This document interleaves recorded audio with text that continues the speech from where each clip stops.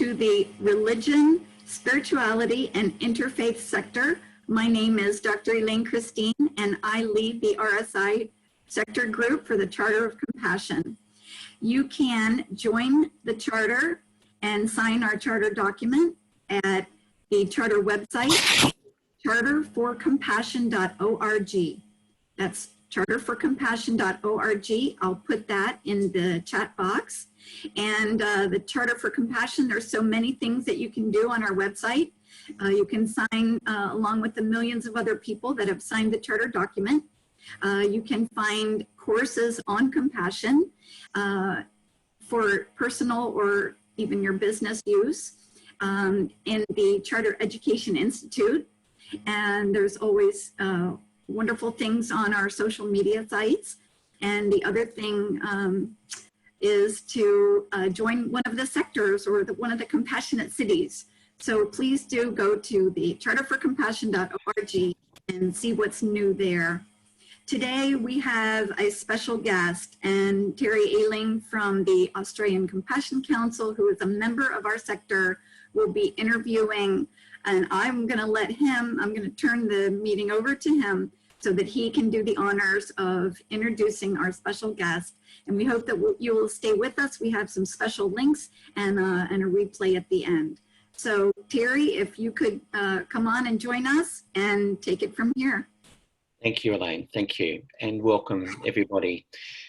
Morning here in Australia. The sun's just poking through the clouds to say good morning to us. I'm on the Gold Coast in Queensland, and Philip is in Victoria, where I imagine, Philip, it's a little bit cooler than here. Certainly it is.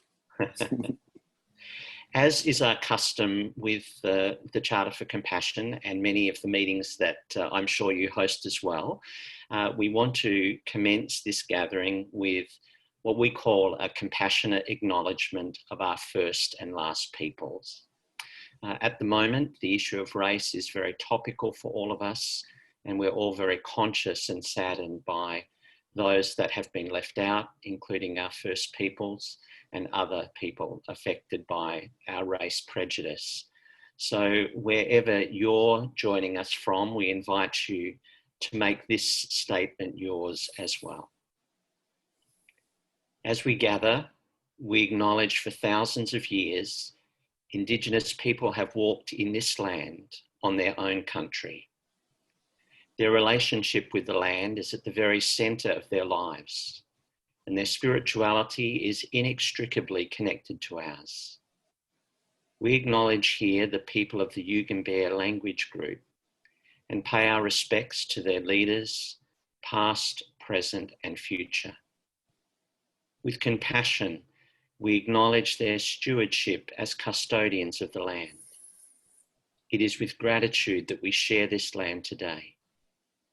With sorrow that we acknowledge the cost of that sharing, and with hope that we can move forward to a place of deep listening, of justice and enduring peace. And it is with compassion that we also acknowledge our last peoples, those who have recently arrived into our country and those who have yet to arrive, held in offshore detention centres in other places, fleeing persecution, torment and war, in search of a safe place to live, work, worship and raise their families. We grieve at their loss of place and home. We are horrified by our inhumanity to one another, even our own. And we offer you the hand of welcome and hospitality, knowing that our being here together makes us all more human, more civil, and more compassionate. These are our concerns, hopes, and prayers, and so let it be.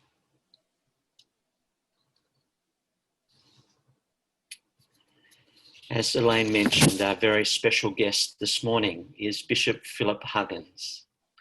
Philip was ordained an Anglican minister in 1977 and has held many clerical appointments in regional Victoria, metropolitan Melbourne, and appointments of Assistant Bishop in Perth and Bishop of Grafton in New South Wales. Since 2016, Philip has served as President of the National Council of Churches in Australia.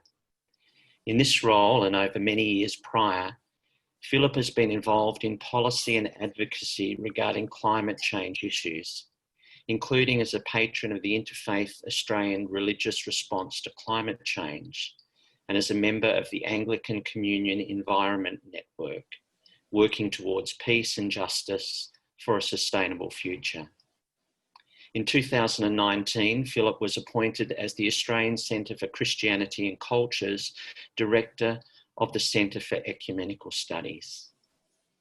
Bishop Huggins brings a wealth of experience and networks, having held senior positions in a range of diocesan, national and international bodies, including social responsibilities, Refugee Task Force, the Brotherhood of St. Lawrence, Jewish Christian Muslim Association, and Centre for Dialogue at La Trobe University. Philip, it's a great honour and privilege to have you with us this morning and to share some of your work with the National Council of Churches. Thank you. Thank you. Acknowledging First Peoples, I'm on the land of the Wathaurong people, and it's my practice to have a cross painted by one of our Aboriginal priests, and you can see the artistry of this priest in this beautiful cross. So as it beats up and down on my heart, I, with you, pray for reconciliation in our land. Thank you. And I think our reflection this morning is not only about the statements we make, but how we embody those statements. And so the flow of our conversation will be talking about the joint statement that was issued by the National Council of Churches in Australia.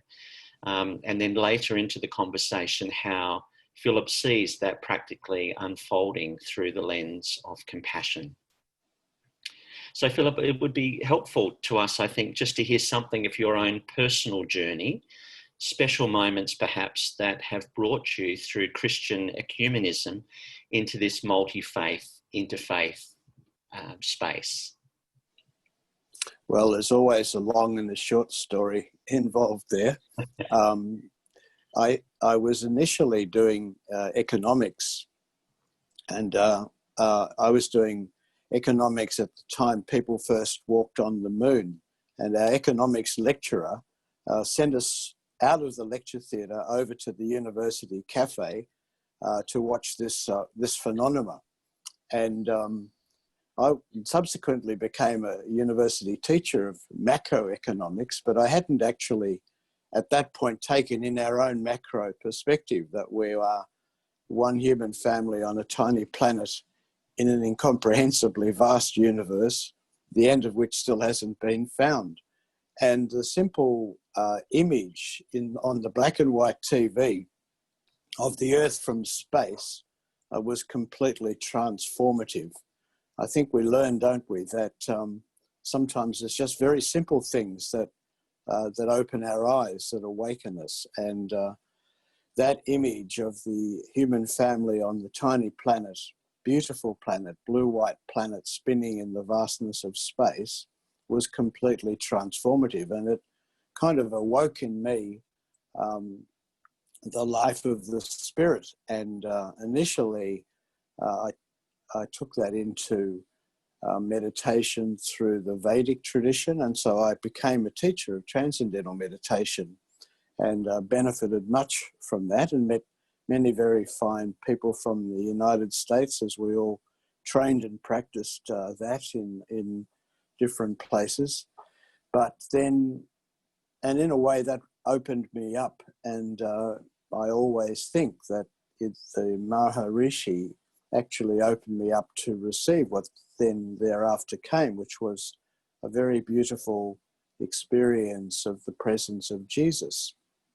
And I found continuity between mantric meditations that I'd learned previously and through the Jesus prayer of the Orthodox tradition.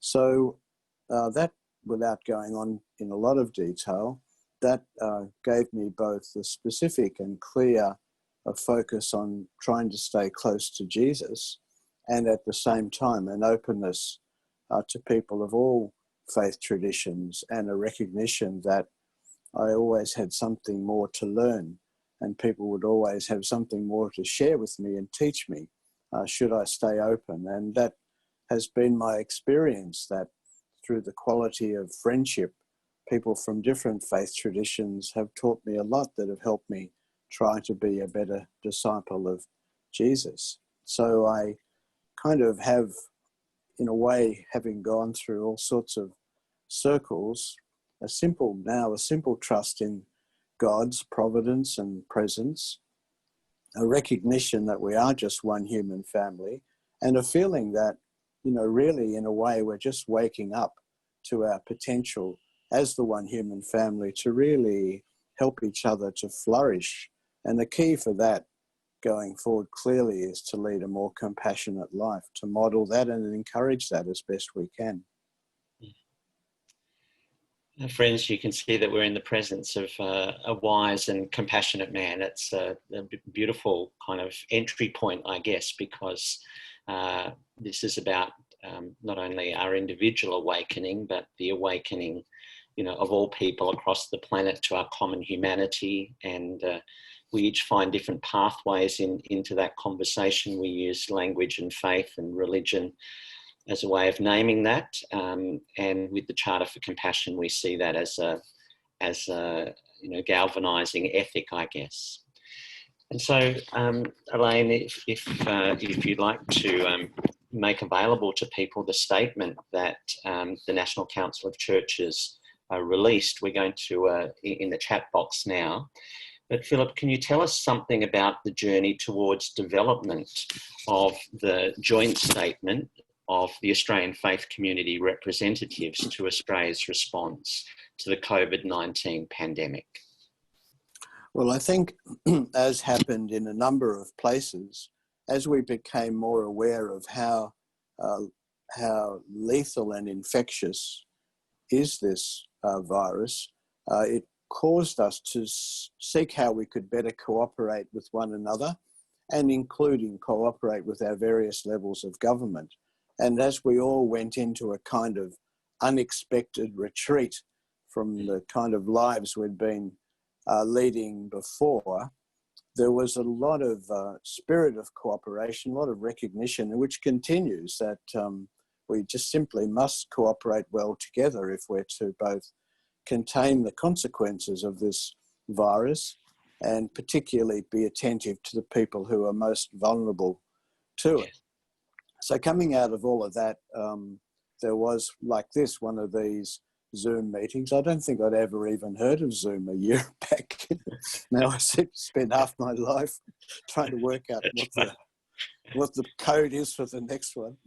Anyway, the federal minister responsible called us together, called a meeting of people who over the years had been called together to respond to different issues that threatened or tore away at social cohesion in response to terrorism and various other things that, shake the social fabric.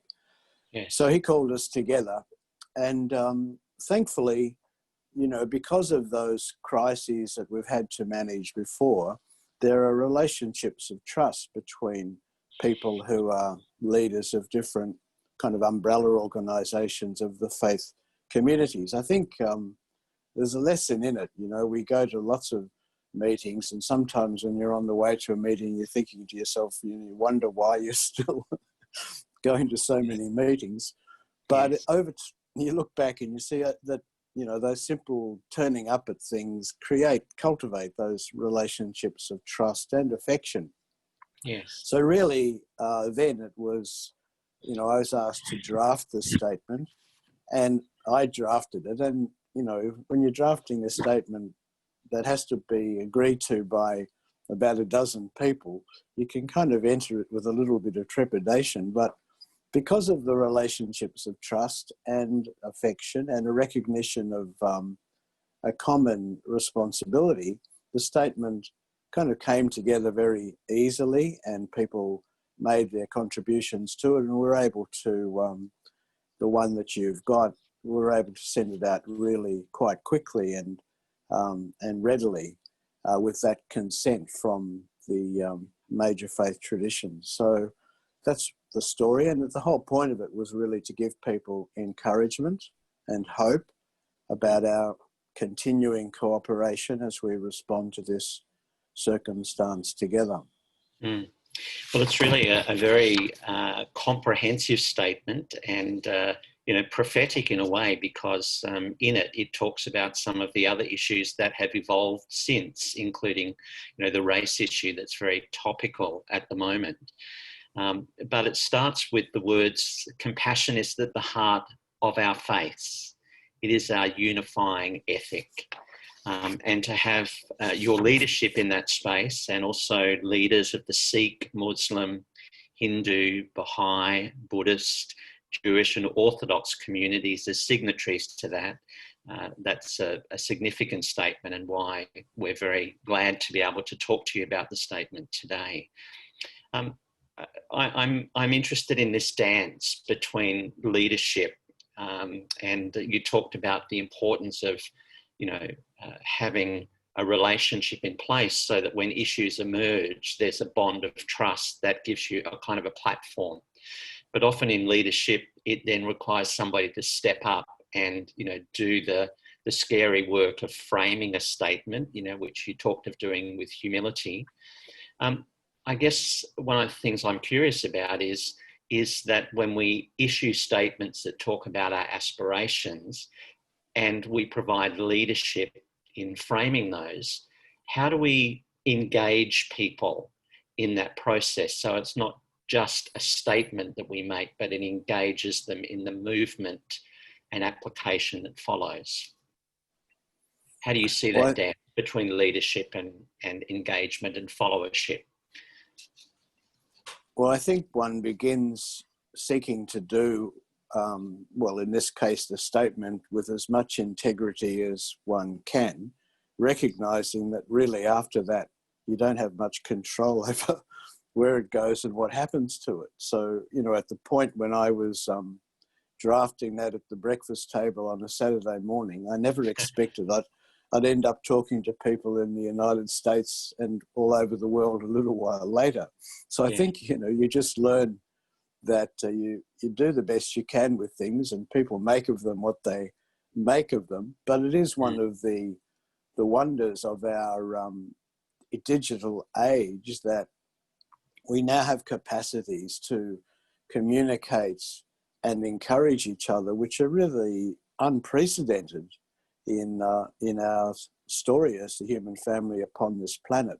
We're aware that capacity can be misused, and that's part of the dance that we're in at the moment. And as you say, our statement referenced the fact that there are extremist groups who have not interrogated their own intentions of their hearts, and willfully continue to try to manipulate circumstances of vulnerable people into more fear and more hatred. So we're aware there's a contest going on for the minds of the human family, and our task as best we can is to keep affirming this enormous potential of whatever it is, several billion people upon the planet now, all those minds. If we can help the human family to be more careful about what they allow to shape in their minds as intention,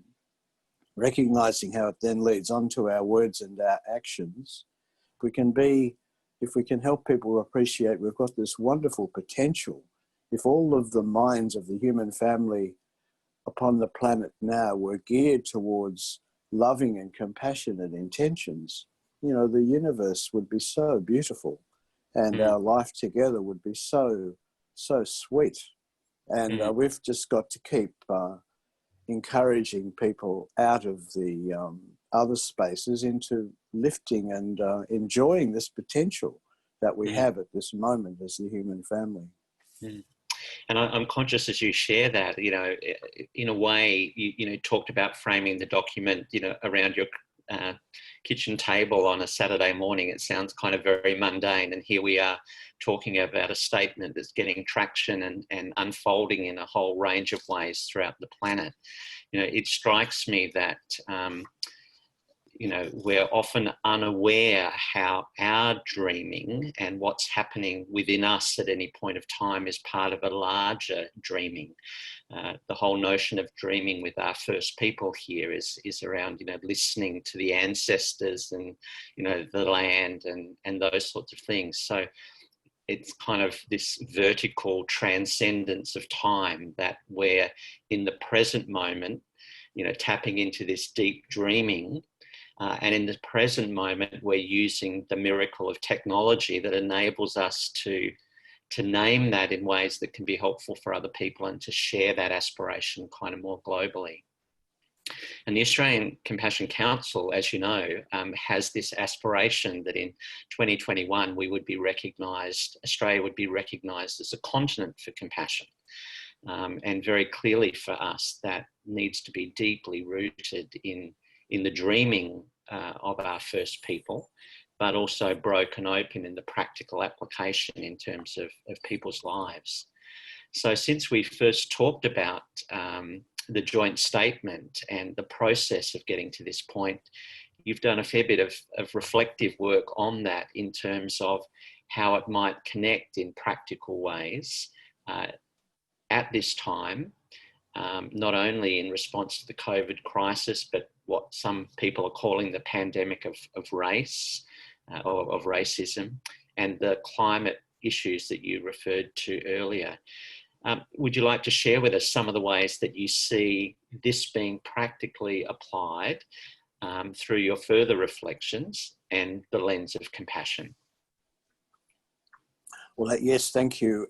As you said at the beginning, Terry, the statement begins saying that where compassion is our unifying ethic, our common ground. And my understanding of that was deeply influenced by reading the wonderful scholarship of Karen Armstrong. And so that's why I placed that right at the start, because her scholarship had informed my appreciation. And in the period since, I reread her wonderful book, 12 Steps to a Compassionate Life. And, you know, that book has sat on my shelf, and periodically I've picked it up and looked at it. But it just seemed to me, it actually gives us a program as you go through the book that we can apply now in terms of this potential moment that we have to create a better normal coming out of what recently has been the case. And it's a moment that we need to, you know, grasp really and apply the wisdom that's in that program, those 12 steps of for a compassionate community that Karen Armstrong enunciates. So I've written a bit, which I think we'll later share with people, that helps us to think about how that program has its application for us now. And it includes, obviously, the things to do with our inner life. I mean, the key ethic of the golden rule that we not do to anybody else that which we would not have anyone do to us, that we under no circumstances do such things, is such a simple focus. And so, you know, as we've seen in the terrible consequences of the death of George Floyd and that event itself, you know, the actions that, you know, like the way in which he died, it's incomprehensible that anyone can have any feel for the golden rule and allow such a thing to take place. And so the shock and the consequence ripple out of that, from that single event, you know, just awakens us again to how crucial it is that we are practitioners of the golden rule together. And that of itself then leads on to a journey, doesn't it? Because we know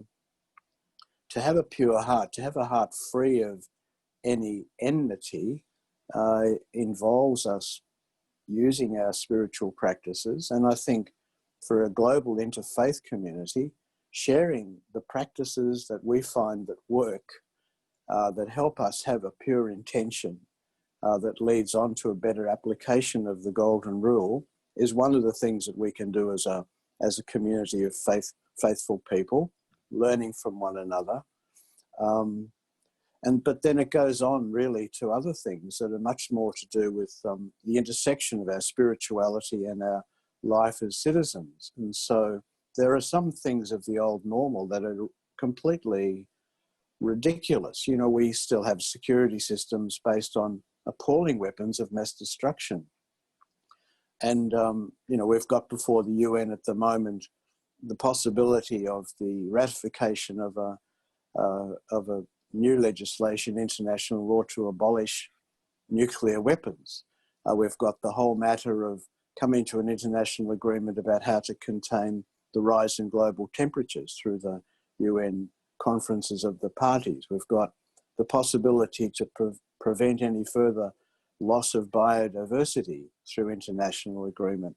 So there, in terms of us applying the golden rule, clearly it matters in terms of our own personal circumstances, how we relate to people in our family and in our community and in daily life, but it also stretches to our responses together to some of these matters that, if we turn them around, make the beautiful potential of our life on the planet in ways that cause no harm to anyone else or any other beings or species possible to be embraced. So I see the program having benefits at many, many levels. It's interesting. I've been reflecting on the kind of the coronavirus. I work in the health system, and we're working in terms of the compassion in healthcare agenda. But the coronavirus has, severe impact on the respiratory system. So this notion of, people not being able to breathe and having to be on ventilators is one of the horrific dimensions of this pandemic. Conversely, what it meant is that there was less people on the roads, less people flying, and those sorts of things. So the planet was able to breathe. And now, in terms of the experience of not only individual African American people in the United States, but the horrific, stain on our own, history with 454 Aboriginal deaths in custody since the Royal Commission in 1991 here in Australia. This notion of I can't breathe. And so you've talked about the intersection of our spirituality, which often has to do with the sense of spirit and pneuma and breath, and the interplay between our breathing, not only as individuals, but as a community, and as breathing in reciprocity with the planet. Have you done any kind of theological reflection yourself in terms of this whole notion of breath and breathlessness? Well, as you alluded, the word breath, we know it in terms of spirit, the breath of the spirit, the pneuma, and in one's meditational life, we learn the benefit of rhythmic breathing exercises to help our mind and our body to settle, so we can go to a deeper place in our meditations and in our prayers. And I think we learned that it's really wonderful. I mean, I learned originally the pranayama traditions from the Vedic tradition, and I continue to apply that wisdom about allowing one's breath to become rhythmic as a means by which one's mind and body settle better. And it's one of those simple things we can teach to our little ones, to God's little people, to help them to be more settled in their daily life. Just the benefit of slowing down, breathing steadily, and in the process, as we do that, appreciating each breath as a gift. Each breath is an expression of this complete gift of life that we share with everybody else. So simple breathing exercises can wake us up to the fact that our life is a complete gift. Everybody else's life is a complete gift. We're meant to cherish this, and clearly we should be careful about the quality of the air that we breathe. So, you know, one of our sons worked for a number of years as a diplomat in Delhi, and we visited there several occasions, and the pollution in the city of Delhi was just off the map. It was at dangerous levels. In this recent time, the air of Delhi improved markedly, and so therefore would have the health of the people of Delhi. So it kind of, at many levels, it points to us to how our breathing and the quality of the air we breathe and the air that we share is really important to our health and well-being together. Mm. Yeah, it's interesting, of course, that our first breath and our last breath kind of punctuate, you know, is the kind of the dimensions of our human life, but we're often unconscious about our breathing. It just happens wonderfully as part of this miracle of life. But that often spiritual awareness comes from paying attention to the breath. And sometimes our lives or our planet seems to have been broken open in order for us to become aware and awakened of the need to breathe consciously. One of the things that I'm really interested in, particularly in your role, is that in Australia, we're becoming increasingly secular, that there is an ageing of people in our, particularly in our mainstream denominations, uniting Catholic, Anglican, and a decline in kind of worship attendance and allegiance, you know, to religious and faith organisations. So, like other parts of the world, there's this kind of growing secularism, or at least a spirituality that is not directly connected with one particular religious or faith tradition.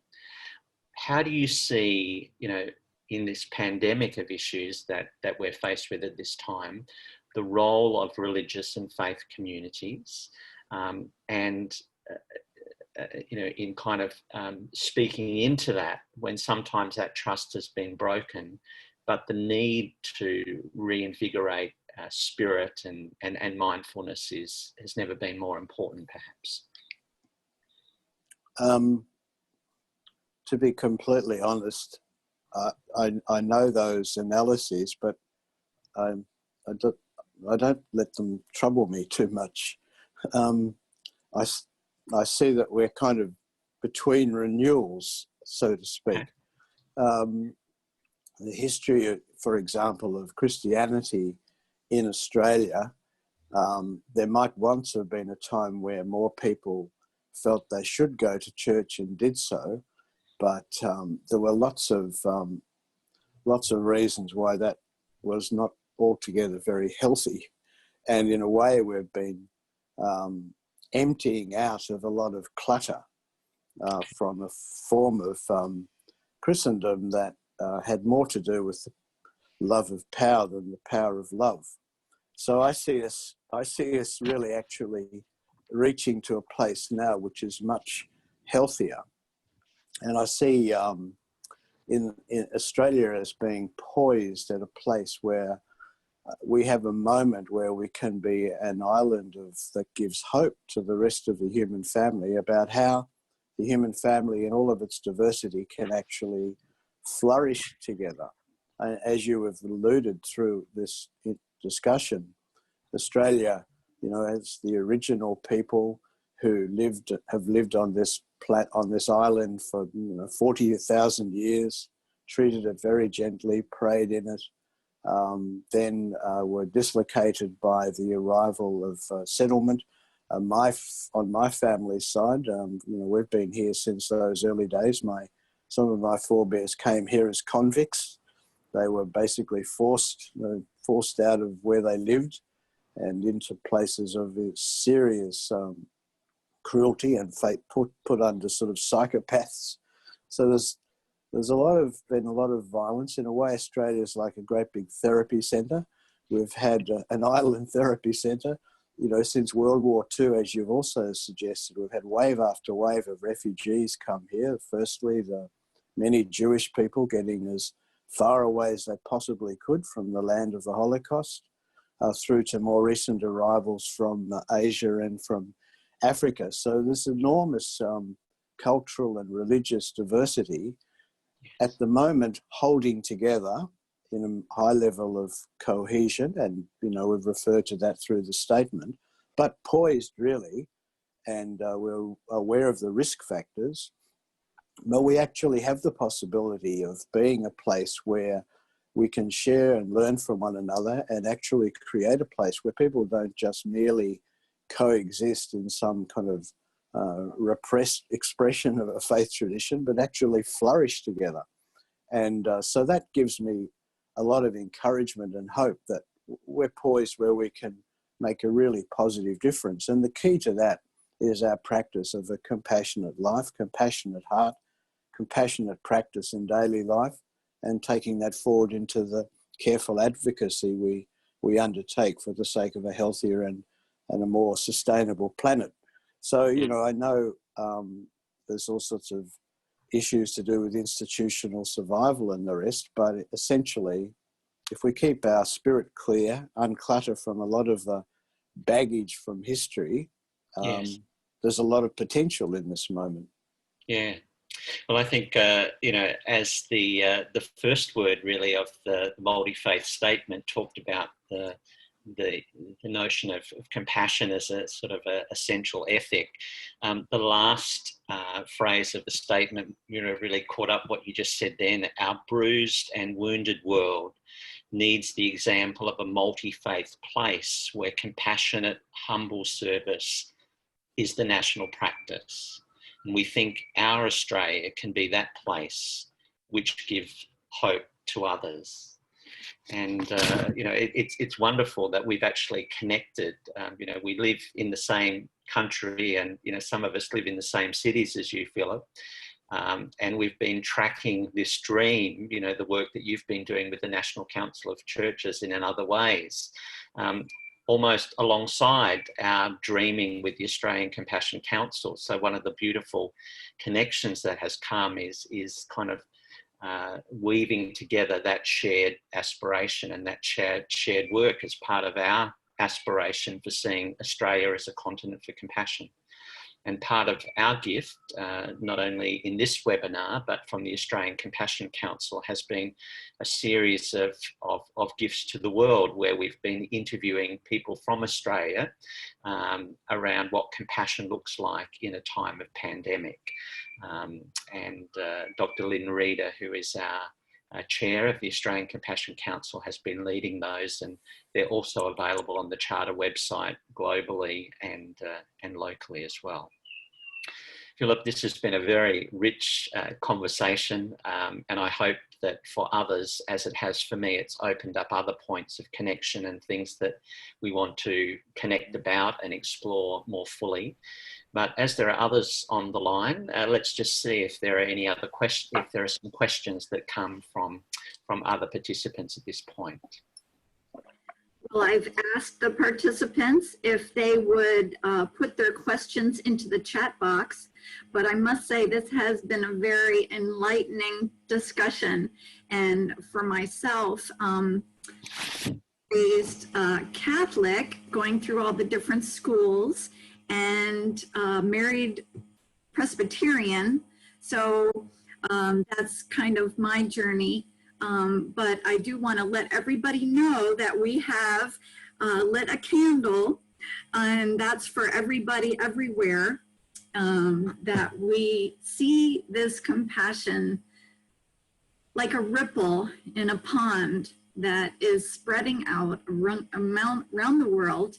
And with the work that Terry is doing in the Compassion Council in Australia and becoming a continent for compassion that really challenges India, where are you? Africa, where are you? Europe, where are you? Americas, where are you? Don't let the train leave without you. Don't be bored. And as Bishop Huggins has really set the standard for gathering the faith communities within a nation, in a continent, on an island, and however, the diversity of those faiths, we are on a very small planet in a very large universe. And I agree that the satellite imagery from space and back on our beautiful little marble floating in the heavens, we do live on a heavenly place, or in a paradise place. And so we best not forget that and be good stewards of that. I myself have 5 grandchildren and wish nothing more than to have clean air and clean water as a basis. And for this common humanity that Terry mentioned, it is so important to add the ethic of compassion. And Elaine, although we're very blessed with a gorgeous continent that we have, it's so vast. I mean, one of the things I'm sure Bishop Huggins and the Australian Compassion Council acknowledge is that we have a very small population, 26 million people, which means we have perhaps some capacity to get to know each other better. But we also have those very deep roots, 40 to 60,000 years of Indigenous continued, occupancy of the land, and that even for us white fellas that come later on, somehow infuses our sense of spirit and spirituality. Philip, I think whilst perhaps we're waiting for any other questions, one of the things that strikes me is that your personal experience and capacity to operate in a kind of a multi-phasic way, to be a linguist, not only with faithfulness to your own Christian tradition, but to find a common language that other people can say yes to, I think is enormously important in this process, because often our language and our practice can keep people out rather than include them. So I think one of the things I like about the language of compassion is, as you say, it's at the core of all Christian traditions, all faith traditions, but it also opens up the possibility of connecting for people that don't align with religious and faith traditions. But your capacity to work faithfully in that space, I think, is really inspirational for us in the religion, spirituality and interfaith sector. And your hopefulness about the continuing capacity to do that is really also builds our confidence. And thank you. Any other questions, Elaine, coming through? No, I think that there's so much that you did cover, Terry. Was there anything that you wanted to ask the bishop about the application of the document moving forward? Yeah, so I think that we've included in the chat box here the joint statement, and Philip has agreed to us sending out an email subsequently and attaching to the recordings of this webinar his further reflections, which talk about some very practical ways that statements like the joint statement can be applied in our times, in our place, through the lens of compassion. We honour the vision and the statement that, Karen Armstrong made, over 10 years ago, when she dreamed what a more compassionate world would look like as part of that TED talk. And as a result of that, global leaders came together in much the same way, perhaps as Philip has talked about, to shape the words of the Charter for Compassion, which are an aspirational document which over 2 million people have signed in the last 10 years, 4,000 partners and 450 cities, including the city of Gold Coast, where I am, and the city of Ballarat, where Lynn is. In fact, the Australian Parliament was the first national parliament in a bipartisan agreement to sign the Charter for Compassion. And so a lot of what we're talking about here is the way in which we not only dream together and aspire to great things together. But as Philip has helped us to understand the ways that we can practically embody those in our personal and collective lives to make the world a more compassionate, more sustainable, more enduring place for all people, including those that are most marginalised and most vulnerable. Philip, it's really been a great privilege to meet you through this statement and to have the opportunity to talk with you in this way. Are there any final things that you want to offer before we round off? Just to say, yes, thank you. And it's good to hear from Elaine that I was able to be understood. I mean, sometimes people away from our island think Australians talk far too quickly and don't open their mouths enough for fear that we're going to swallow a fly. So it's very good to know that you could hear us clearly with our Australian accents, and we just journey on together to make the best of each day that we share upon the planet. And I'm sure that from today, there's a bond now that in the divine providence will take us into new ways that we can contribute and cooperate together. And maybe, Elaine, one day it'll be possible for your grandchildren and my grandchildren to have a very big party together with a candle, and maybe between us we can create a very fine chocolate cake for them to share. Beautiful. I would love that. Is there a way that people could stay in contact with you? Should I put anything in the chat box, like an email? Sure. Yeah, that's fine. Terry's will be, I'm happy for any of that detail to be shared. Thank you so much. Yeah. Elaine, as you light that candle earlier, you remind me of how important, that imagery is. And when I was a tourism chaplain in the Whitsundays, one of the most beautiful kind of parts of our continent up on the Great Barrier Reef, we would light a candle at each gathering, and we'd say, the light of God surrounds us, the love of God enfolds us, the power of God protects us. Wherever we are, God is. And with your imagery and with those words, this has been a really sacred encounter.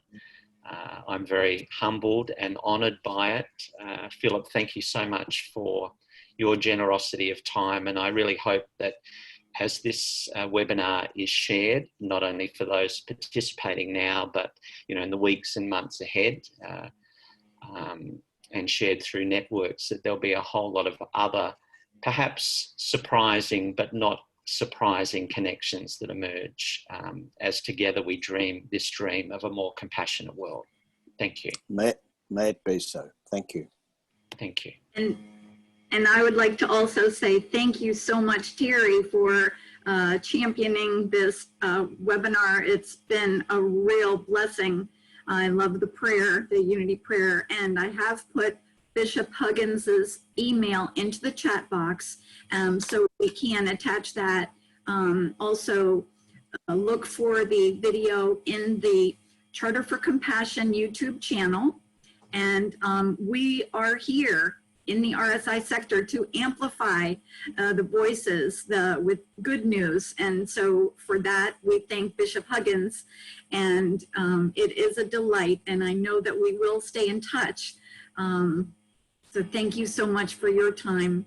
And also want to give a shout out to Marcelle Coors. She's been running technical on this webinar, and she is hosting us from the Charter for Compassion. So Marcelle, thank you so much. And Terry, are there any last minute, there she is. Any last minute goodbyes, or anybody you want to say hi, Mom, or anything like that?